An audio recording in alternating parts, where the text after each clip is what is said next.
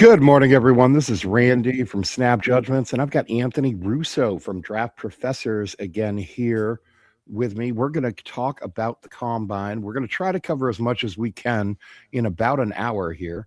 Um, listen. The combine, it's not about discovering new guys. It's not about, usually, you're not moving guys, rounds up and rounds down and so forth. It's really kind of more about confirmation, right? We're going to focus on who helped themselves, how this matters specifically for the Patriots and for your Jets. And, we'll do a little bit of everything here.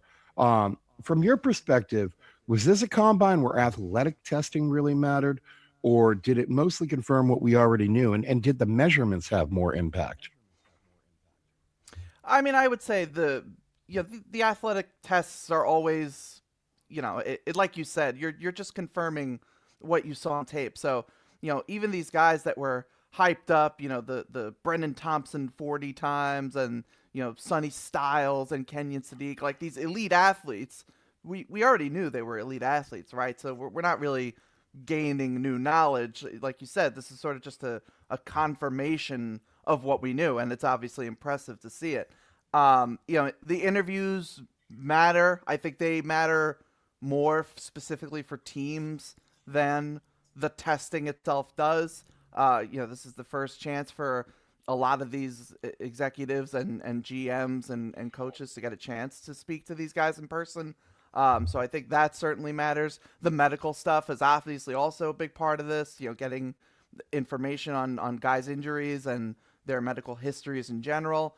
So that's all a big part of it. But yeah, the testing itself, obviously there's always surprises. There's always some 40 times and some shuttle times and stuff like that that'll catch you off guard and maybe force you to go back to the tape and see if you can find more of that athleticism. But in terms of that's really the extent of it, I'd say. Yeah, and we did certainly have some headline grabbing performances here. We're going to get right into the just trying to bomb down this positionally. Look, the quarterbacks, not a big priority for the Patriots, right? Obviously, we've got Drake May. We could be looking for a young developmental guy, maybe like late on day three, but not a big position for us. You guys, on the other hand, you should be looking at some of these quarterbacks at very least, maybe add a late a day two, day three guy just to get a little competition in the room. You certainly can't start the year with the guys that you've got now. Out of the standouts from the combine, I have Talon Green and Cole Payton. Both just showed themselves to be very athletic prospects. In a normal year, we would have been really, fairly impressed by Cole Payton. But man, Talon Green went out there and did some things. What do you think about him and his draft prospects? Where do you think he ends up going?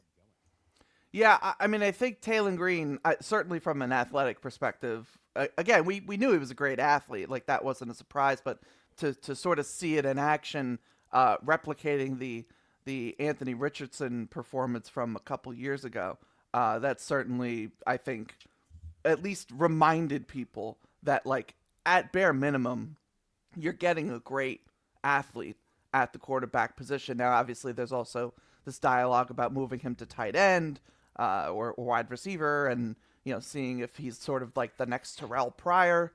But I think you at least see what you can get out of him at quarterback. Obviously, I think he has accuracy issues and issues playing the position with his footwork and stuff like that. But he's just so gifted of an athlete. I think you kind of want to see what you got. I think I would be stunned if he's not at least a day three pick. I just think you can't. God doesn't create 6'6", 220-pound guys that run 4.3s and can vertical jump 43.5 inches and also play quarterback to some level. So some team is going to take a flyer on him. Whether that's the Jets, I mean, I could certainly see it. The Jets have had mobile. We had Justin Fields and Tyrod Taylor this past year. Not that I expect Justin Fields to be back. Tyrod Taylor certainly could come back, though. and kind of be a mentor for him as a dual threat guy. So I think that would make a lot of sense. But yeah, I think Taylor Green basically guaranteed that he gets drafted. Where and in what capacity is still up in the air.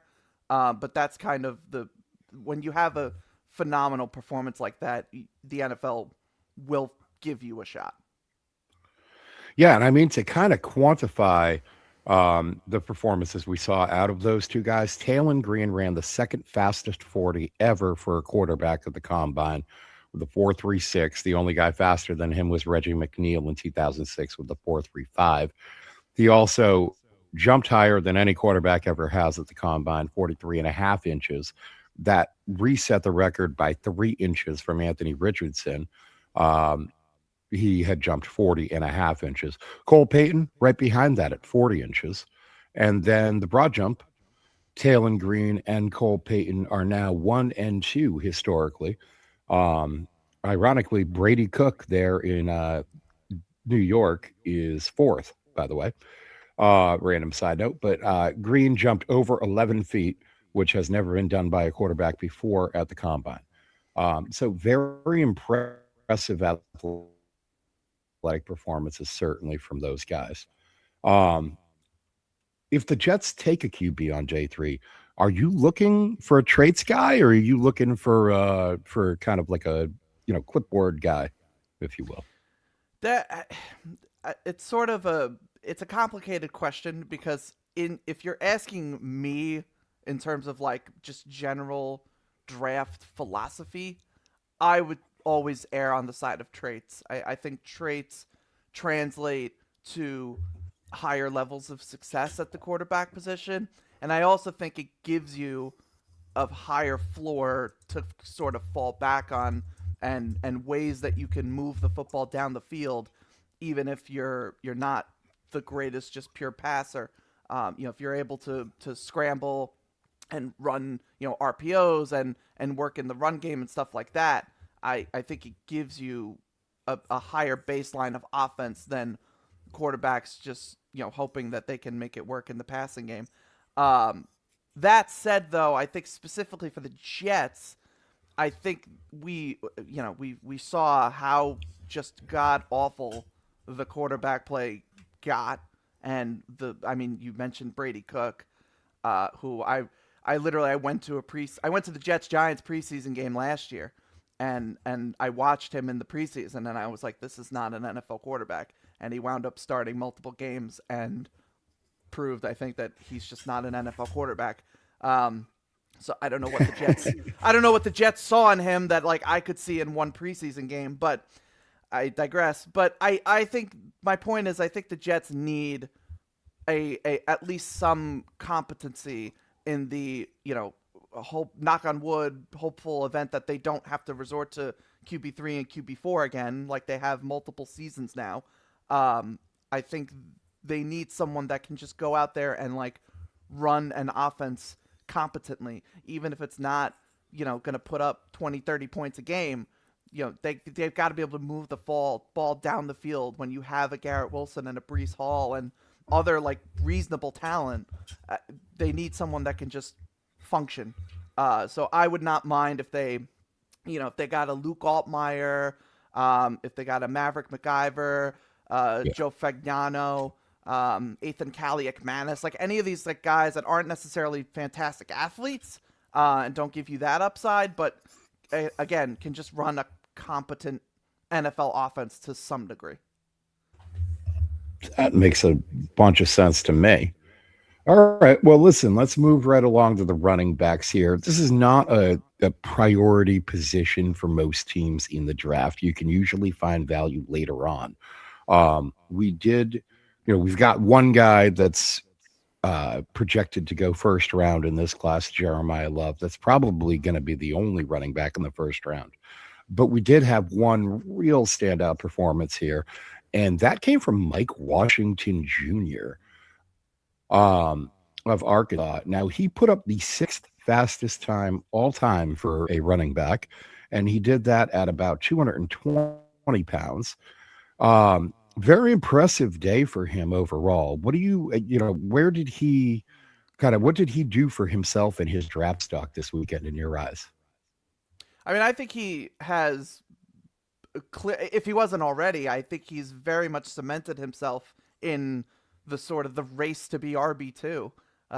Like you said, I think Jeremiah Love is RB1 for pretty much everybody, and I've been the jerk that's been lower on Jeremiah Love than pretty much everybody. But even I would concede that he is RB1 at this point. But in terms of who that second running back is, I could rattle off. I mean, Mike Washington, Jadarian Price, Jonah Coleman, Emmett Johnson. Like, there's several candidates that I think have an argument to be made. But Mike Washington, of those guys I just listed, had the best combine of all of them. You talked about the 4.33, the video of him, like wearing his heart on his sleeve and crying after that performance, like knowing what that meant to him. That was cool to see as well. He also had, I think it was 39-inch vertical jump, which again for a 223-pound running back is a great day, great stat for him. He's this bigger back that showed that he has this speed and explosiveness. I could certainly see for the Patriots, like if you wanted to kind of have him be like the Ramondre Stevenson replacement and pair him up with Trevion, who is more of that third down, passing down back kind of archetype, and then have Washington be your sort of early down guy. I think that would make a lot of sense. But yeah, Mike Washington, I think, is, again, firmly in that RB2 conversation. I would be pretty stunned if he fell past day 2. I would imagine, that mid to late second, probably even like an early third round is where he gets targeted by some team.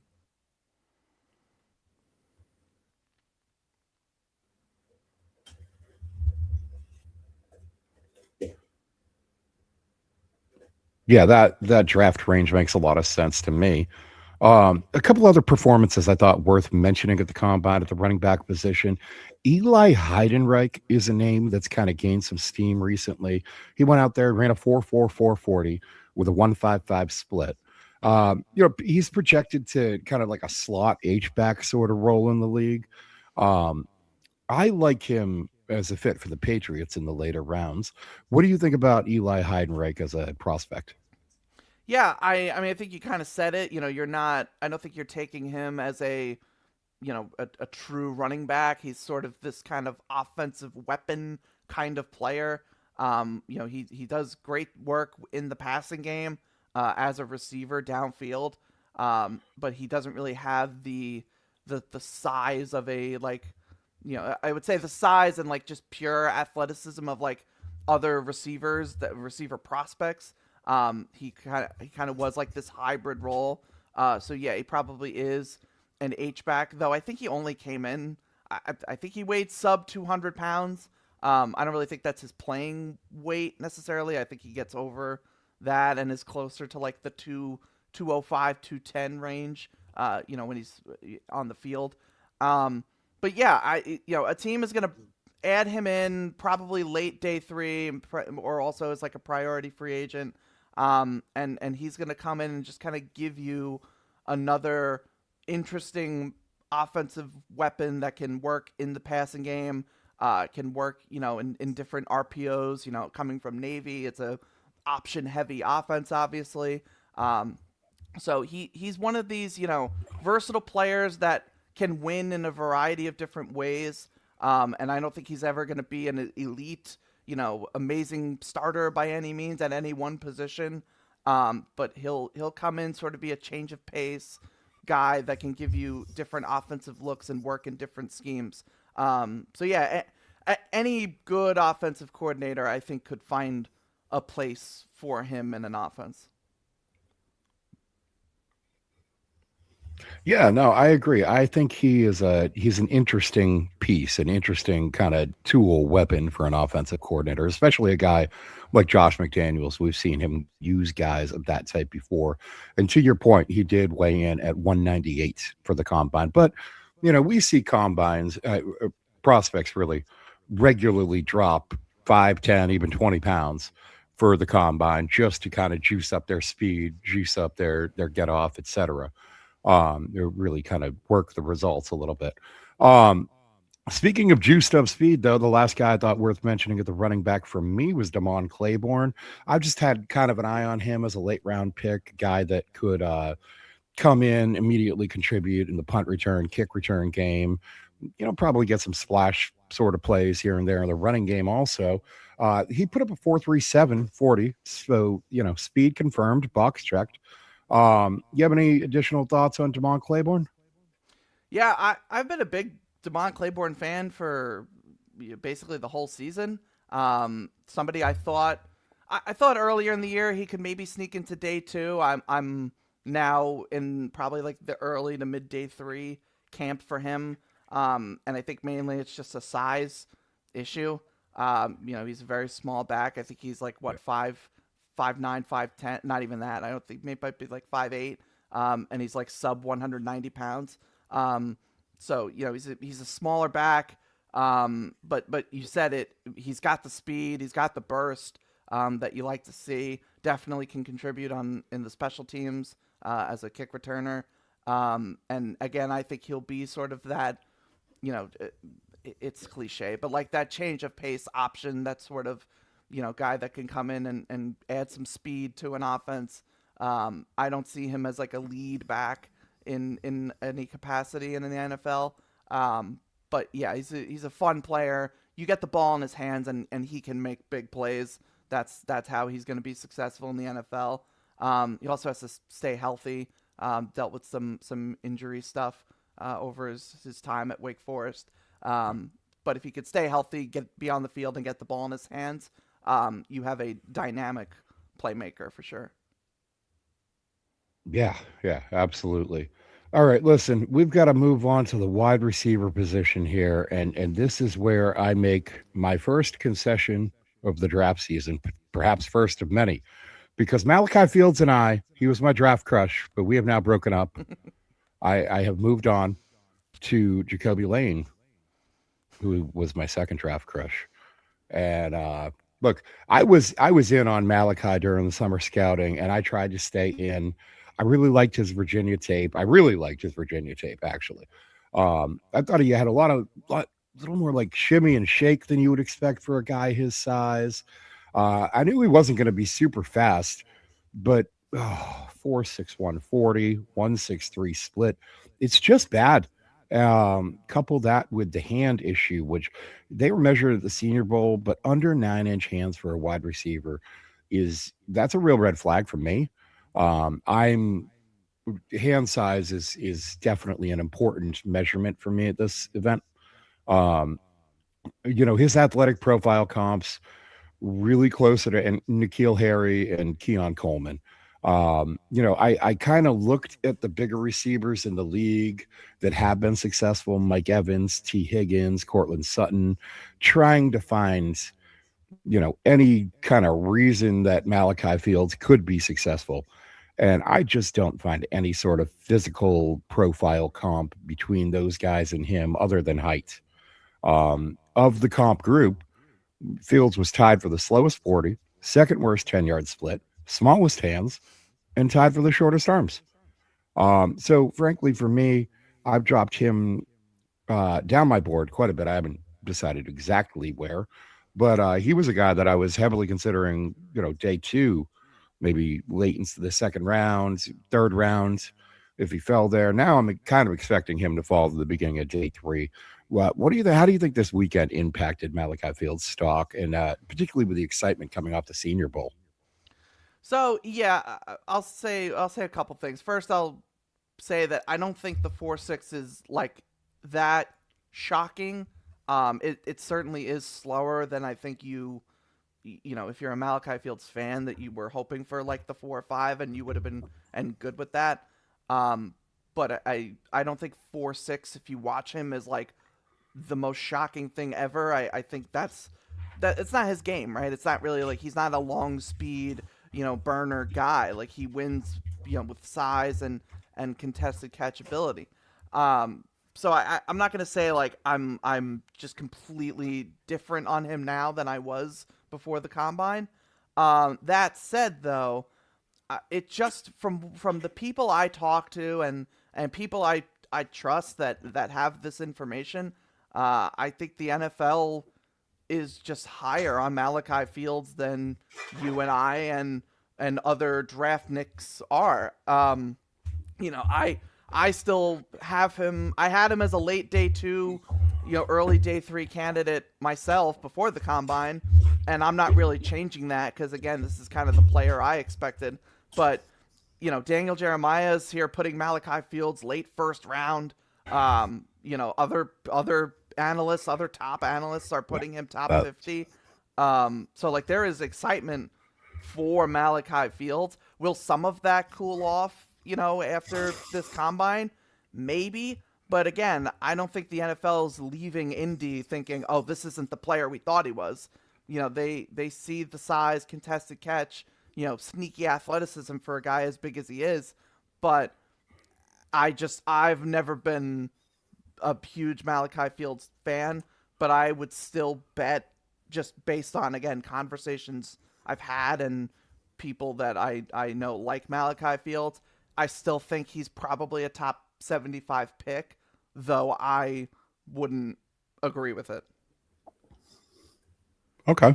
Yeah, I mean, look, sometimes people have a hard time coming off an opinion. Also, they're in love with the guy and they stay in love with the guy. For me, look, I still think the Patriots need a big wide receiver option, and I still think there are a number of really good options in this draft class. Just to run down a couple, Jacoby Lane, I mentioned him, 6'4", 2 ounce. Now that's the biggest in the group that we're going to talk about. He ran a 4.47 with a 1.58 split, 40-inch vertical, 10-foot 9-inch broad. He's got to add a little bit of weight, but the traits are real and the production was very real at USC. He was a touchdown machine, particularly in the second half. Once Jaden Mayava arrived in the 2024-2025 season, he was a real impact player. Just going down a couple of these other names real quick. Chris Rozelle the second, he ran pretty fast. He didn't jump. Um, hands are a bit small, but he doesn't have a drop problem. Caleb Douglas, I thought, made a real impact for himself. Went out there and ran a 4.39 at 6'4", over 10-inch hands, little bit underwhelming on the vertical, acceptable broad at 10.6. Ted Hurst is another guy who's real popular in draft circles. Went out there at 6'4", 206, ran a 4.42 with a 1.55 split, and the 11-foot broad was pretty nice, even though he had an average vert. And then listen, we've got your guy here. I know this is your guy, so I want to have you sit here, and this is what I want.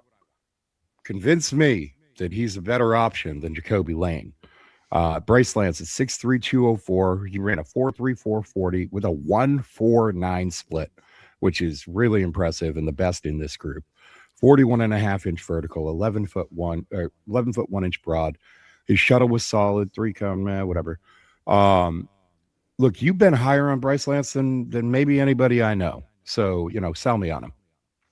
Yeah, so I mean, look, I will toot my own horn slightly. I will say that he was my wide receiver one out of summer. He's not wide receiver one for me now, but I still think he's in that top 5 receiver conversation. In terms of the athletic testing, I will admit that I did not think 4.34 was in him. I had him as a low 4.4, high 4.3 kind of guy, which isn't, that would have been perfectly fine and a great time in itself. But I will admit, even 4.34 kind of caught me off guard. I just think when you watch him play, both this past season and also 2024, particularly in the 2024 playoff run that North Dakota State had, he is undoubtedly the best football player on the field. He's got the size. He's 6'3". I think he weighed like 204, but I think he plays around like 209, 210-ish. He's got the size. He's got the hand size. He's got exceptional body control, particularly when he's operating near the sideline. He's got fantastic leaping ability. I think he had a 41-inch vert as well. and you see that leaping ability. And again, this is going back to like the confirmation thing we were talking about. Like all of these athletic tests, you see it on the film. You see his leaping ability with some of the catches he makes. You see the long speed when he's outrunning several football players on the opposing defense. And I know it's FCS competition, but Right. he's outrunning them. And now we see that it's, oh, okay, well that speed is apparently 4.34 speed. So now we can sort of quantify it. Again, he's got the size. I think he's got strong hands in general. This is a guy who I think he had one or two drops this year, and I think he had like one or two drops the year prior. So he's consistent when he's catching the football. Also, just in general, contested catches are, he's a guy that'll go up, make a play on the ball, can fight through contact. I think the big questions with him are the overall route tree and route running, but I think for me, it's more of he wasn't really asked to do it, but I think in moments where he was able to do it at a decent enough level that you can work with it. His releases aren't the best, but again, I think they're fine and can improve when he gets in an NFL, with an NFL coaching staff. I think he's a better version of Christian Watson, and Christian Watson was a second round pick.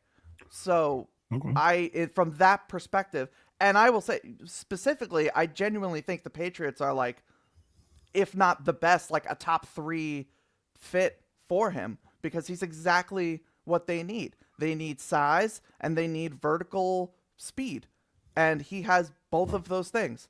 You have guys like Stephon Diggs and Demario Douglas and Kayshon Boutte, and they're good, but I think Bryce Lance has a completely different skill set than all of those guys, and could thrive in an offense that can win with play action. We know Drake May's got the arm to stretch the field, and just let him go be a one-on-one go ball beast as he develops more in the underneath game and in the quick pass game and stuff like that.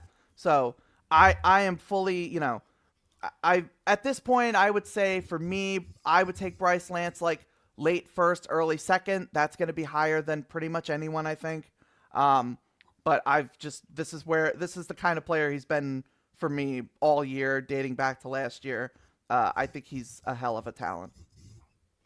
Yeah, I mean, for me, the biggest drawback with Lance has always been that the best corner he's ever gone up against is probably going to be selling life insurance like later Mm-hmm. this year.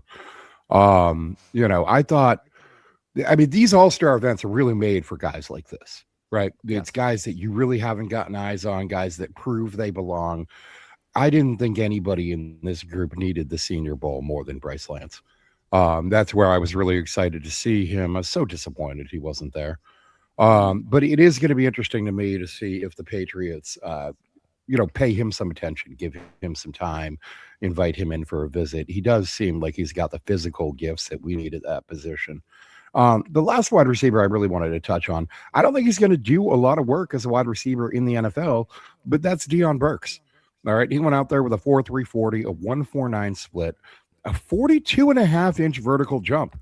This guy's 5'10". He practically jumped as high as he is tall. A 10 foot 11 broad jump. But again, 5'10", 180 pounds. His arms are little. Okay. 29 and 3/8 inches. It's just not a big catch radius for any quarterback to aim to. But I think this guy's going to be a real weapon in the kick and punt return game. And, how high can you take a guy like that, do you think? Yeah, I mean that's yeah. If you're you know if you're putting him in that box, so to speak, I guess yeah, he's probably like a day 3 guy. I also just I think it's just an inherent bias of mine that I just cannot. It's really hard for me to love small receivers. These sub 6 foot and sub 200, even 190 pound guys. I'm trying to grow as an evaluator and learn to appreciate them more. But I don't know. For me, I need size at the receiver position more often than not, which is why I guess I love guys like Bryce Lance so much. But I do think Deion Burks had a good week. I think he can be a contributing slot receiver. You just talked about how well he tested. I think he has the quickness and the speed. Also showed though, like I think he can make some tough catches and sort of play above his weight a bit. So he has that in him.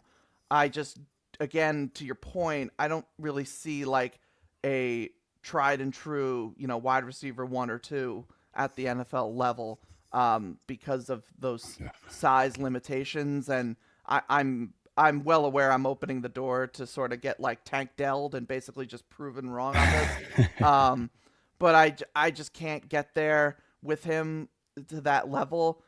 He's another one that has some medical questions as well, and so we'll see. How that I always get nervous too with smaller guys with medical questions because the league only gets bigger, stronger, faster. So if you're already coming in banged up a bit, that is a cause of concern for me.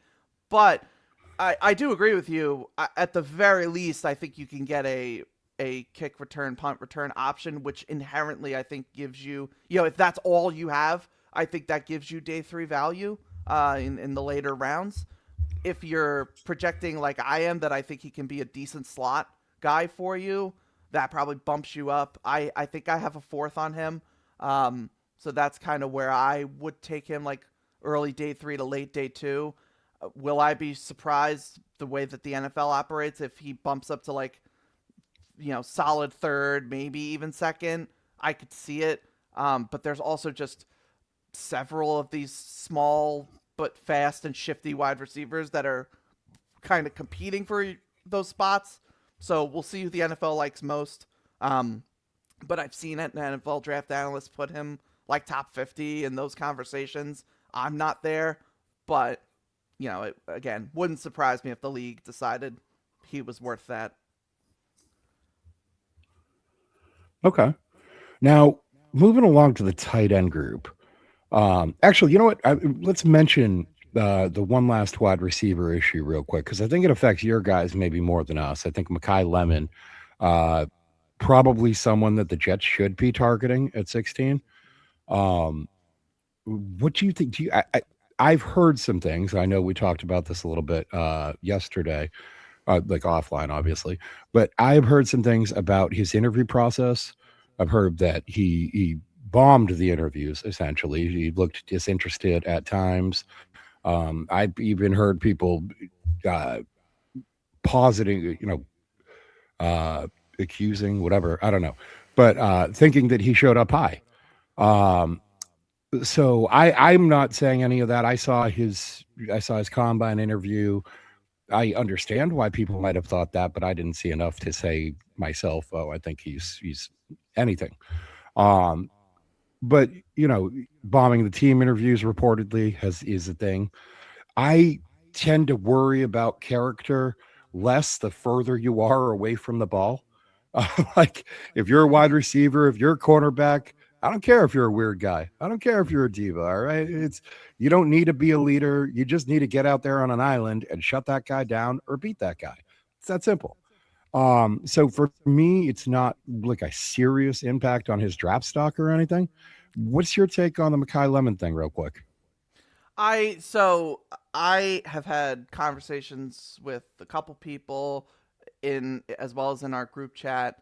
I Nothing I've heard is like, major red flag, extreme, like undraftable kind of feedback.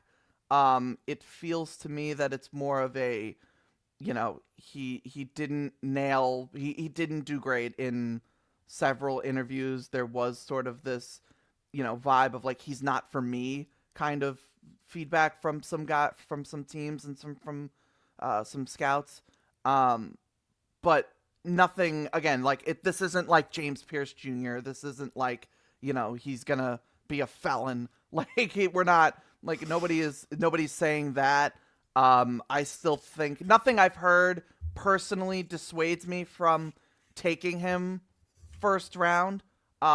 Is it maybe now instead of like guaranteed top 20, maybe now it's like just guaranteed first and he sort of slides down to like that later, first round range. I would still be pretty surprised if he got out of round one. But I guess that door is open now.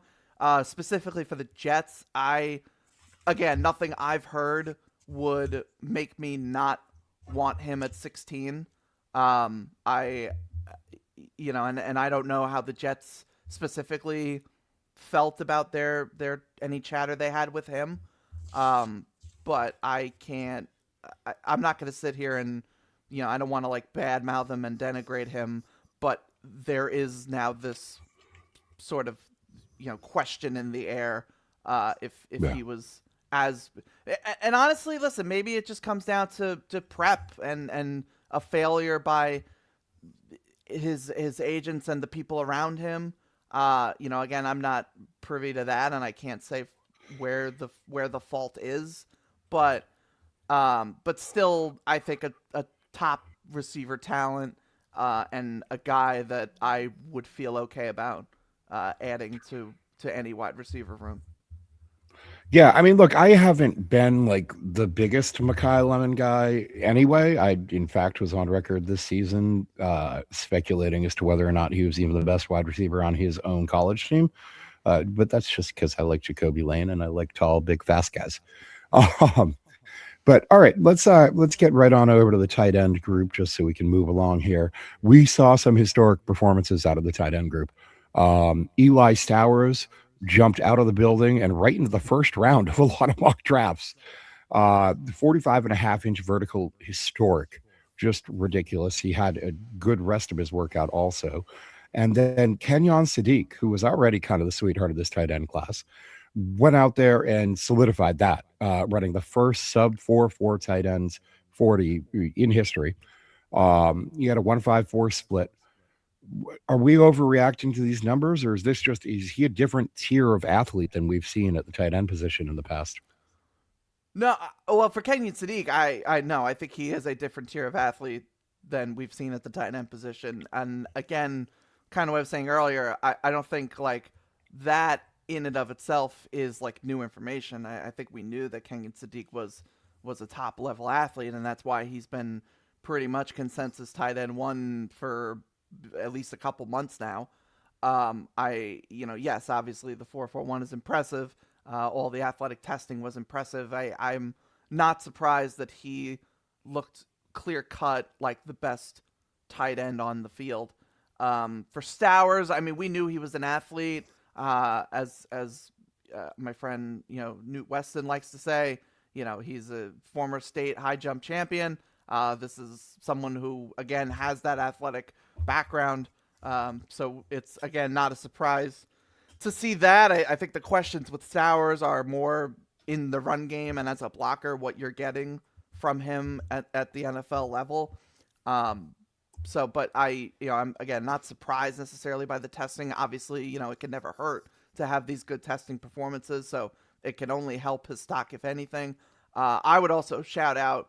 I think the big quote unquote winner, I guess standout is more what I would want to say, but Sam Roush, the tight end from Stanford, Yes. weighed in at 267, and standing at 6'6", and had a phenomenal athletic performance. I think he had the highest RAS of non-Kenyon Sadiq tight ends.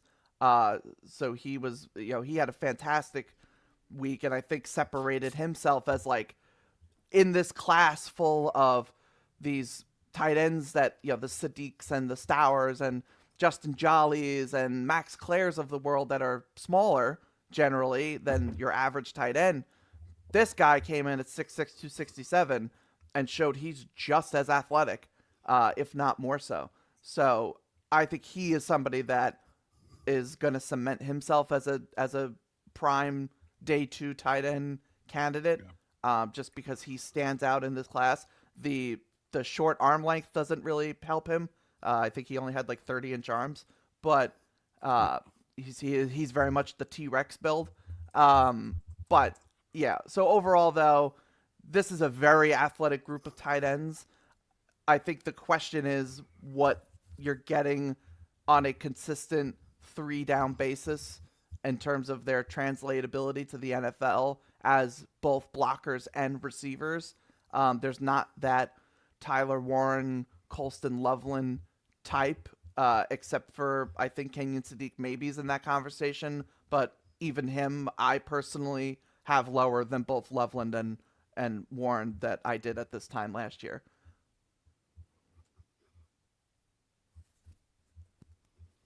Yeah, I mean, I think Roush is an example of a guy who's really nailed the process completely at this point in time. He had a good Senior Bowl week, not a great Senior Bowl week. He started out strong, had a couple drops on days 2 and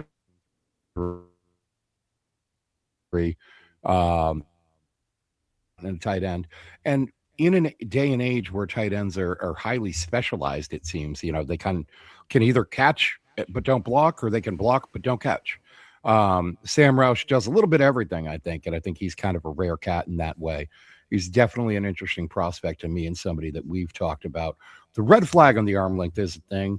Um, but the athletic testing overall, it was good enough. It was definitely good enough. It was more than good enough. He was fairly impressive. Moving along to the offensive line. Now they just did their testing yesterday, and I was sifting through all the offensive line testing data. Right, I input the following thresholds. All right, so I keep a little spreadsheet database of all this stuff, and what I did was I put in 325 pounds, 34-inch arm, 10-inch hand, 32-inch vertical, 9.5-inch broad jump, and an under 5 second 40, 1.8 second 10-yard split. So that's a lot of numbers, I know. But point is that I'm trying to sift and kind of get the higher percentile guys at each of these things and see who has the most green flags, if you will. And when I did all of that, I put on all of that with all the guys who did test yesterday. I came out with 5 players that popped to me. Now, 4 of them had 4 green flags each. The 5th player had 6 green flags. Okay, just green, literally across the board.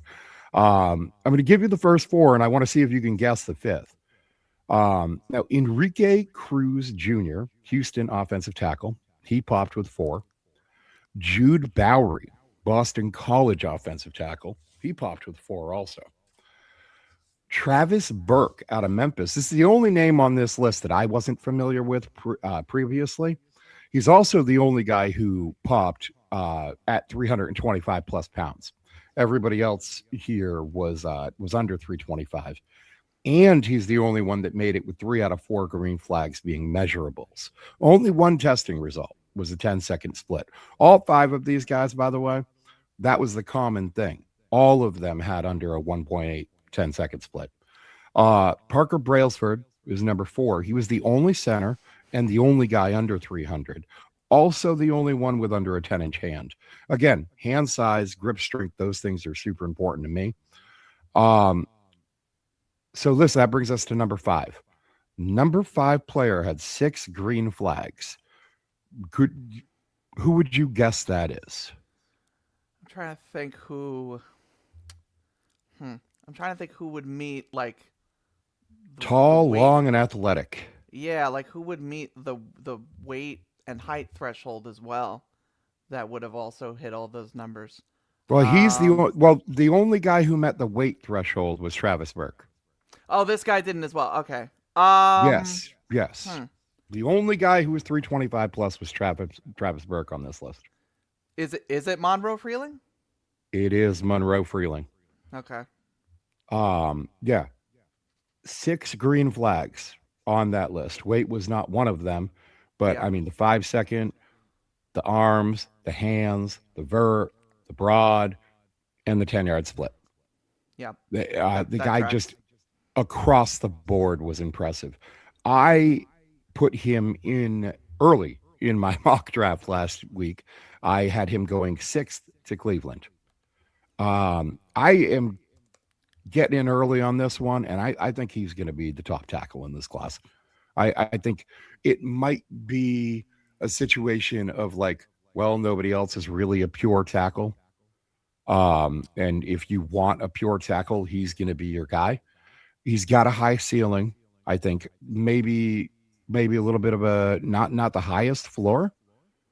I see guys like Fano or someone like that as a higher floor, but Monroe Freeling as a higher ceiling. What do you think his ceiling in the draft is? So I think so. I looked it up when you said it. I mocked on January 30th. I mocked Monroe Freeling 17 to Detroit. Now, obviously, that was also before Taylor Decker announced he was coming back. But I think 17 to Detroit might now honestly be his floor. And that might sound crazy to some people, but you said it. Like, I don't think there's a better left tackle prospect in this class. I think you can have that debate in terms of like best offensive lineman. I think it's sort of like him, Spencer Fano, Francis Mawanoa, and Vega Yawane are like the four guys that are like in contention to be offensive lineman one. I think Freeling is very much in those talks now. I mean, I've even seen the chatter of him going six to Cleveland is Yeah. is there. Will that happen? I don't know, but I think that is like I think that's his ceiling, so to speak. And we'll see if he can crack the top 10. But I mean, you laid out all the numbers and stats from the athletic testing, and again, this shows up on tape. He looks like the best athlete at the left tackle position that's in this class, and there's only so many left tackles that you can really, I think, be excited about in terms of like the first two rounds of the draft. I mean, it's like him and Caleb Lomu are like the two left tackles that I think are in first round contention, and then everybody else I am a fan of is a right tackle. Um, so I think Freeling. I think I would be shocked if Freeling isn't the first left tackle. I think he is also pretty much a lock to go top 20 at this point. No. I'm not quite gonna say like top 10, but I think at the very least, again, like I think 17 to Detroit is still like a perfect landing spot for him. Even if again they brought Decker back and he would be the starter, but if you operate that Decker would be on like essentially like his last year, and next year you could just plug Monroe Freeling in as your starting left tackle with a year of training and development under his belt. I think that would be a home run for them. But yeah, Freeling definitely stood out, and I think guaranteed that he's going to be a first round pick this year. Yeah, I mean, all those other names you said, Fano, Mawinoa, Lomu, there's a lot of talk about do they need to play guard? And there's zero talk about whether or not Freeling needs to play guard physically in terms of his gifts and tools. Mm-hmm. It obviously Ioane, Pregnon, those guys just are guards. Um, Look, going along the rest of the offensive line, I thought this offensive line class was athletic, explosive, fairly deep too. Um, we saw guys, we talked about Brailsford, Freeling, Fano also with a 172 10-yard split. Showed the kind of initial burst that translates in the NFL. Interior athleticism also stood out to me. Brailsford, but also Logan Jones and Yeager Burton both showed some good explosions, some good speed. And look, explosiveness, it correlates to functional power. You see good vertical and broad jumps. They back up what you see on tape, the power you see on tape. So, guys like Enrique Cruz and Monroe Freeling. And then another guy that we haven't mentioned yet either, Caden Proctor.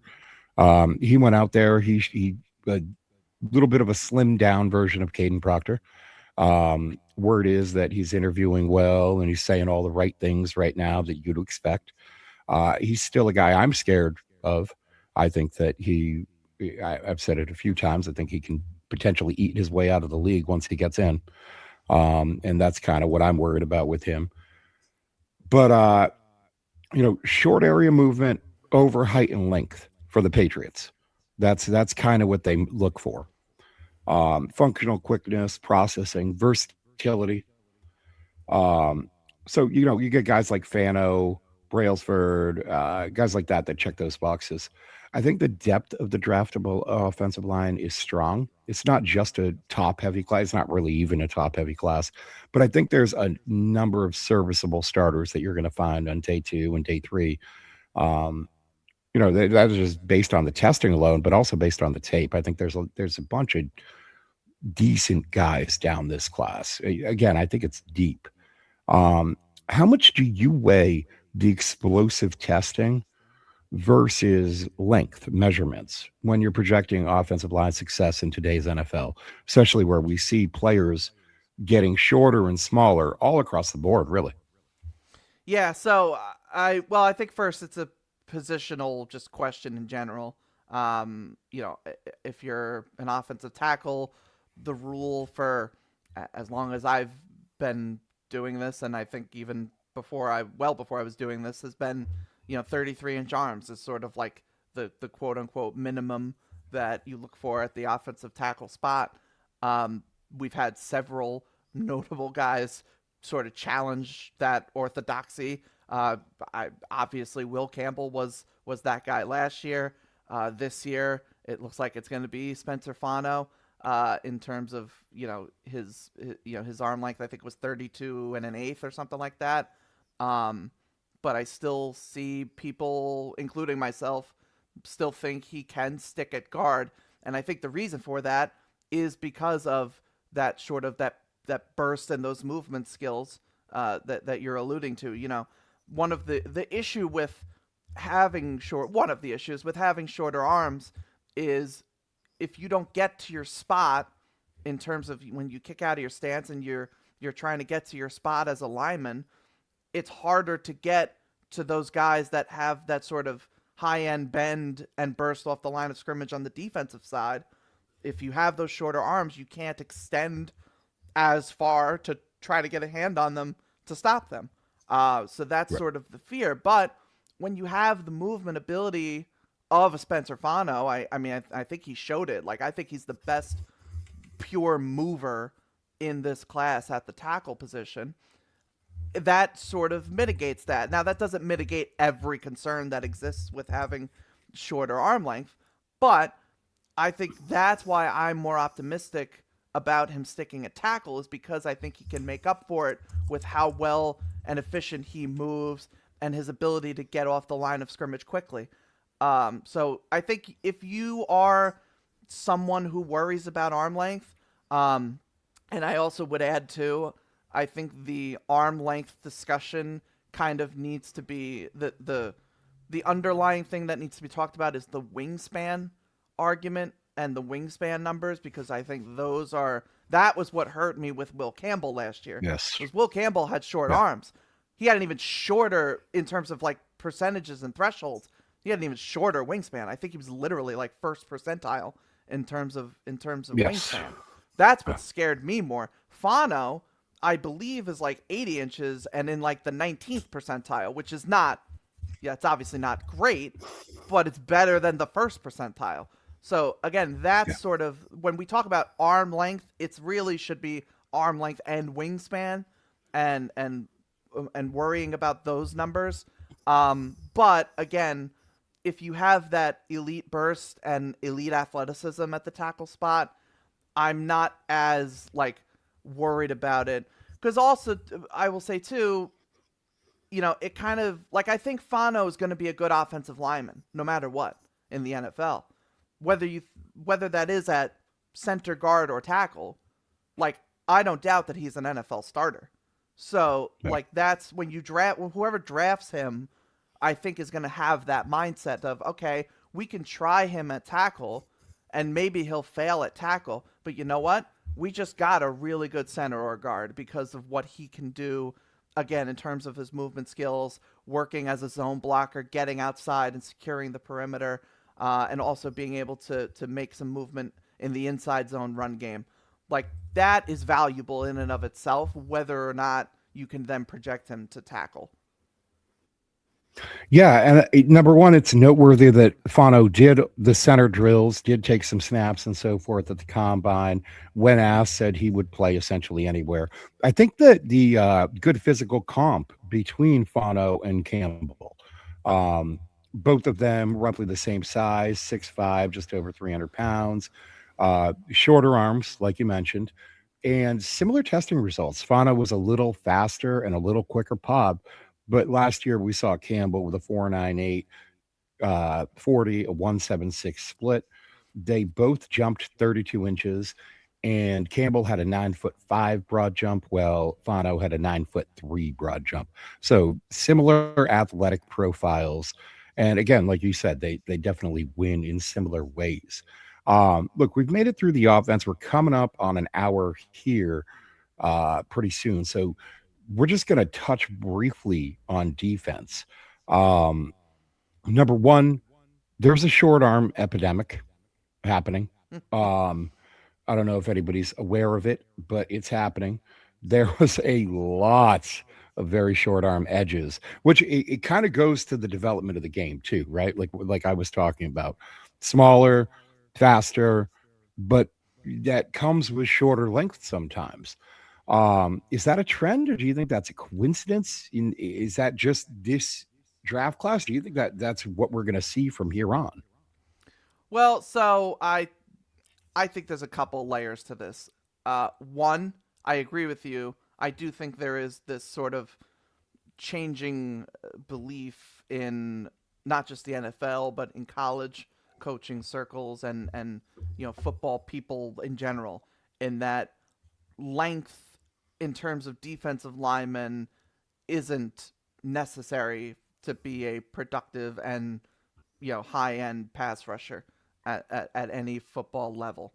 Um, I do think we can't forget about the fact that these measurements were the combine measurements were questionable last year as well, as well as this year, for not just the guys with the Ruben Bain and Cassius Howell and like these really short arm guys. Like every single player feels like they got shortchanged, no pun intended, in terms of like their arm length measurements.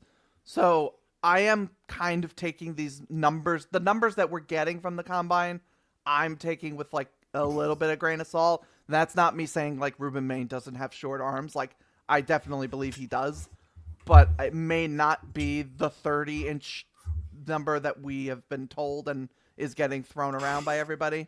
But to the overall broader point, I do think there is a changing trend. We've seen it, the examples that I've heard from the people out there is like Micah Parsons had 31.5-inch arms. Trey Hendrickson has 32-inch arms, and they are both, top 5 at their position.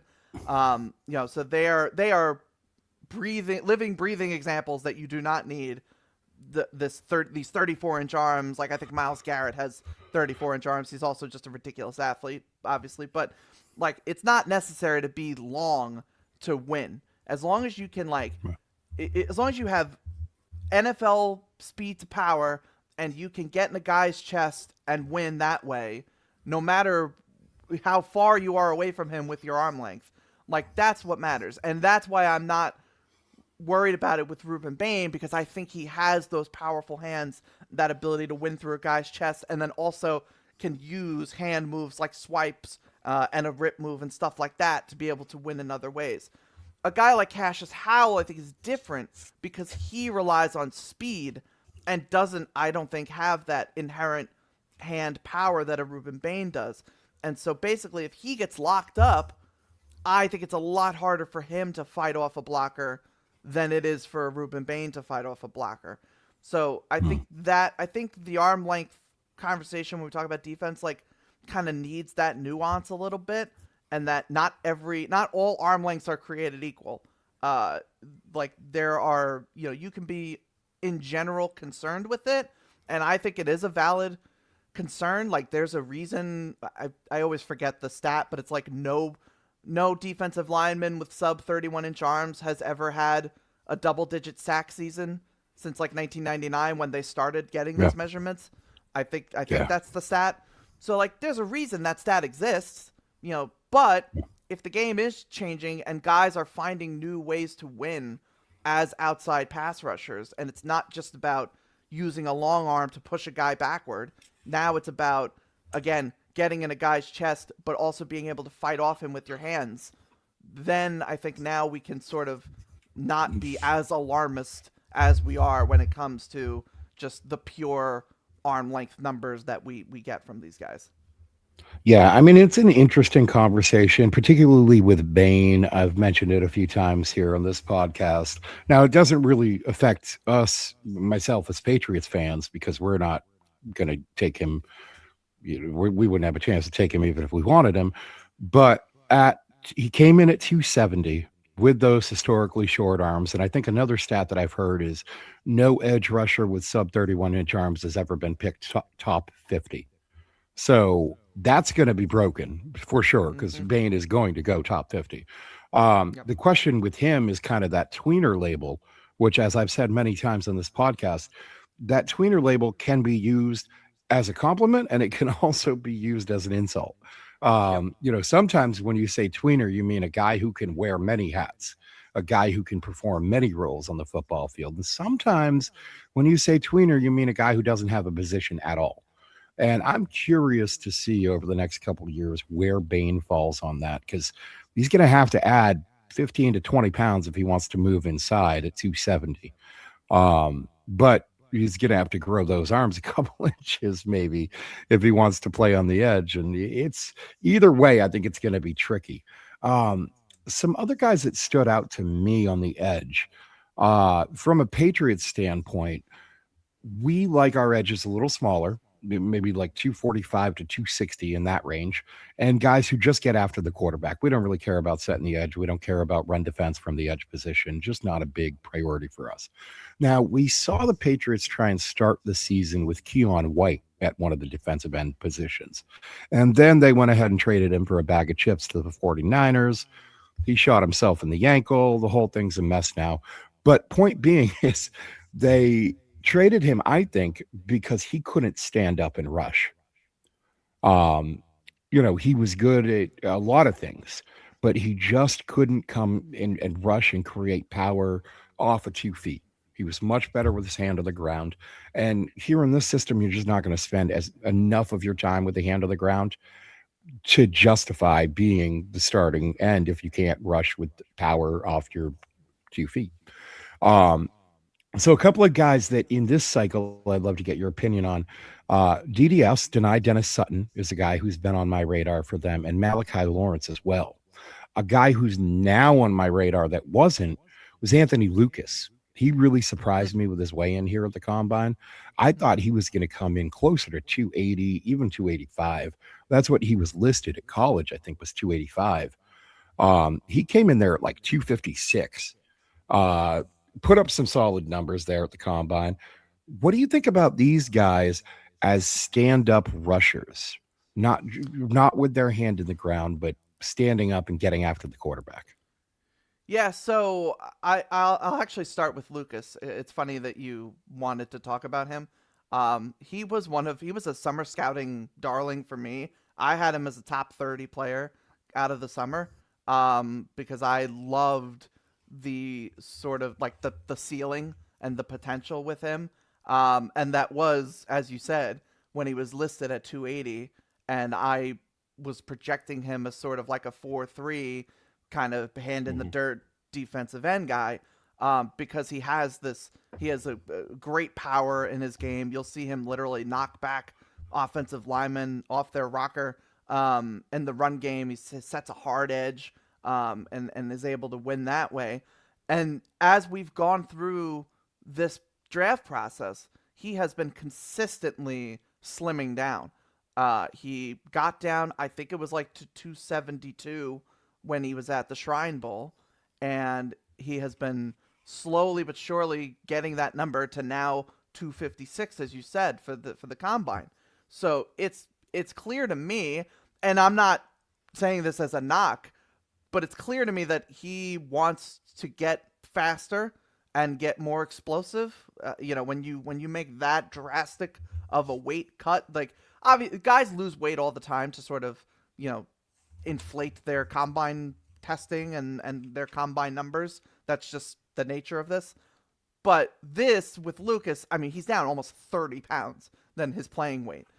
This to me feels like he is making a conscious decision again that he wants to be faster and explosive off the line of scrimmage while still maintaining that knockback power. And I think that would be fantastic for him. So if he is gonna operate at this 250, mid 250s, maybe even like lower 260s kind of playing weight, I would be very intrigued to see him as an outside rusher because if you watch him at USC, Deanton Lynn, who is the defensive coordinator for USC, uses him like as a stand up, not even a stand up rusher, uses him as a stand up linebacker. Like he'll line up off the line of scrimmage and operate as a linebacker and either rush through the middle or even drop back into coverage. So he's got that athleticism to his game already, and that was again at that 270, 280 listed weight. So now getting down to 250, 260 something, I'd be really interested in him as a day two guy. Malachi Lawrence is someone who I think is, of the three you listed, I think is just the best pure pass rusher. He's definitely somebody that I think would be a sort of stand-up 3-4 guy because I just don't think he is as strong in the run game as you would like for for a defensive end. But he's got really long arms. He's got 34-inch arms.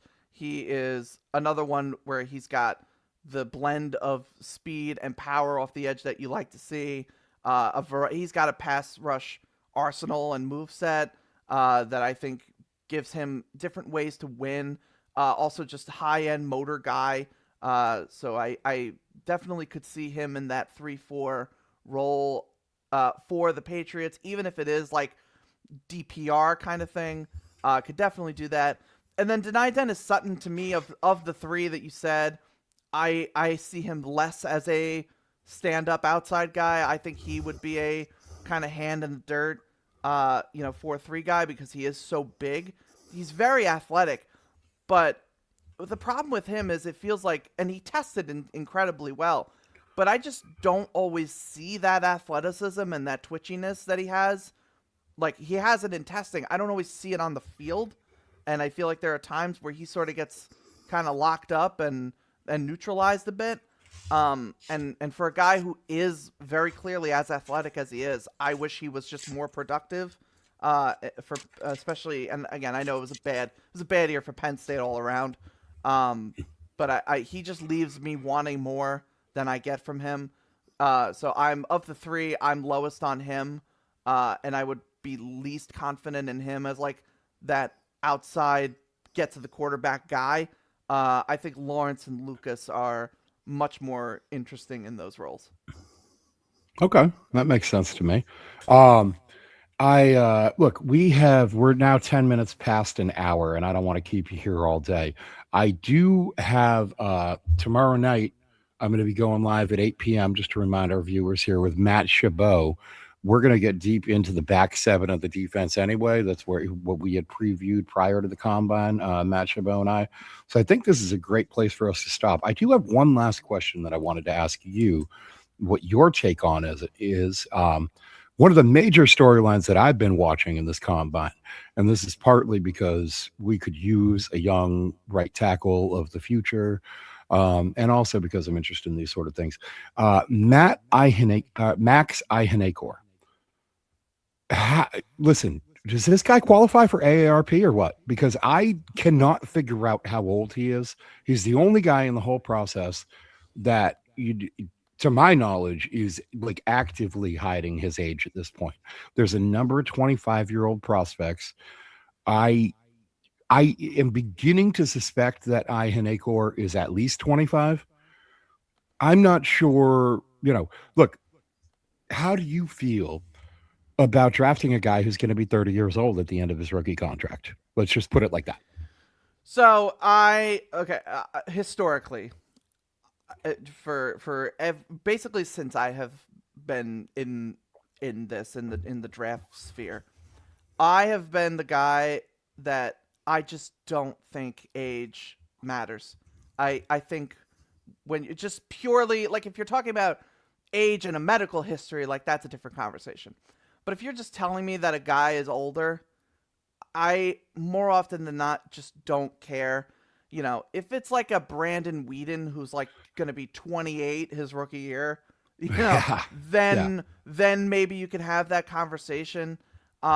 But just in general, especially the way that the league is changing now with guys that are staying in school longer because of NIL and, the guys are staying in school because especially at the quarterback position, we're seeing this, but in general Right. too, at other positions, guys are staying in school longer because they're realizing that the NFL is not going to give them the development that they need and frankly deserve to get at the NFL level when they arrive as rookies because of just what we're seeing in terms of the quick turnover for more so head coaches, but also GMs are just not getting the leash that they get usually from owners. Um, Right. so if you're a GM drafting, that's why like a guy like Akeem Mesidor, he has age and medical questions. He probably still goes first round because if you're a GM, you see a guy who day one can be a productive pass rusher for you and help you win football games and help you keep your job and then eventually maybe, try to make a playoff run. So like I I just Right. again I think age is in general overvalued and over concerned about. If you're a good football player that can play up to, deserving of a second contract regardless of what position it is, I think that makes you a good draft pick. Um and again, that's I guess it's different if you're talking about like a top 5 or top 10 pick, you may have a higher standard for that. But even like late first, early second round picks, if they get to a second contract, that's usually like a pretty good that's a good pick more often than not. So Mm. I think age is not something that I am personally concerned about. And I'll just say specifically on Ihanachor, I don't know. Frankly, I don't know how old he is. No, nobody seems to. No one knows. That's kind of the point. Um, but Yeah. I He's 35 years old and he's been divorced twice. if he's even then, I might say he's still a first round pick. No, but if Listen, we're operating the, you go ahead. oh no, listen, I was just gonna say in the immortal words of Aaliyah, you've heard it here first from Anthony. Age ain't nothing but a number. Facts, Um, absolute no, facts. look, my one question with Ai Hanacho is that we're not just saying he's potentially old. Because Mm-hmm. Ian Achor is not a guy who is going to have stayed in school in college at 20 till he's 25 or 26 simply because he was having a good time. Right. Ian Achor is a guy who started playing football roughly 5 minutes ago. He has only been playing football for a short time. He's still billed as a somewhat raw developmental prospect. And I guess my question as it relates to age, specifically with Ian Achor, is how much development do you really expect out of a 26-year-old prospect? If he's raw, needs development, he might not be starting for you in year one. He might not start till he's 26, 27, 28, whatever, depending on what team he's in, what system he's in, how well he learns, et cetera, et cetera. And then by that time, I mean, by the time he's 30 and he's looking to resign, then it's just troublesome to me. I think it's worth looking into. And look, I'm with you. By and large, age is not as important as it used to be, especially with medical advances these days, careers going longer than they ever used to. I just worry about I'm old and also inexperienced. That's a rough combination from my perspective. Um, so anyway, all right. Let's wrap things up there. Do you have anything else that you would want to add?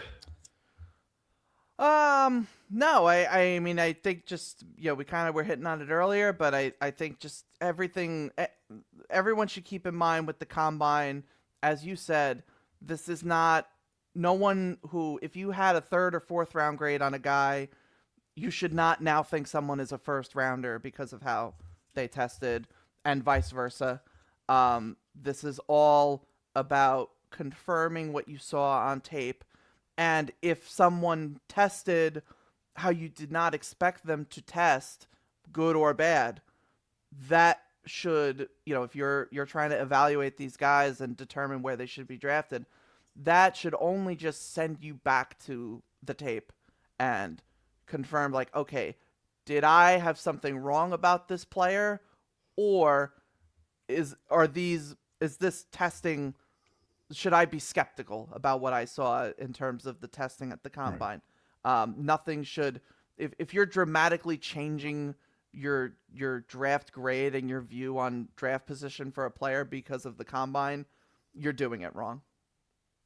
That is 100% accurate. Listen, if you had a third or fourth round grade on a player before this weekend, they shouldn't be moved up into the first round unless that player was Bryce Lance, in which case Anthony says, you are just wrong. And he should be a Yeah, first round grade, damn it. you're just late to the party if you think Bryce Lance is a first rounder now. All right. Well, listen, thank you so much for your time, Anthony. Why don't you take a moment and tell folks where they can find your material, hear more of your stuff, and so forth. Yeah, I always appreciate coming on, so thank you for having me. You can find me on X at Anthony_Russo97, posting all my draft content and analysis there. I've got my Substack, which I'm hoping today, if not today, tomorrow, I'll sort of have my own little combine recap and standouts and something of that nature that I'll be putting out there. So you can find my Substack on my X page, in my bio there. And I'm on the Draft Professor podcast once a week, usually Sunday nights. I'm on talking about, we just did an episode last night going over the combine. I think next week is our positional value discussion, which should be interesting. Integral part of this whole draft process and draft evaluation in general. So that'll be good. And you can find me all over. X is my safe haven for my draft stuff, so you can usually find me there. That's funny. It's all the guests I have on here. It's always they're all over Twitter and X, and I am like the old guy that just has never figured out Twitter, and just never really fell in love with it. All right, yeah, go on Twitter, X, whatever it is you want to call it. Find Anthony, check out his stuff. Also, subscribe, like, tell your friends, leave a comment to tell me what you think about the new logo right here. I've been working on it this weekend. Um, so yeah, that's it. I'm going to be back tomorrow live at 8 p.m. at night with Matt Shibbo. We're going to get deep into this defensive class. We're going to start with the edges and talk about how many of these guys need to hire somebody to zip their pants up for them because their arms just don't reach. And then we're going to get into the defensive back seven. A lot of stuff happened there too. So thanks a lot for tuning in, guys. We will see you tomorrow night live at 8 p.m. Have a great one.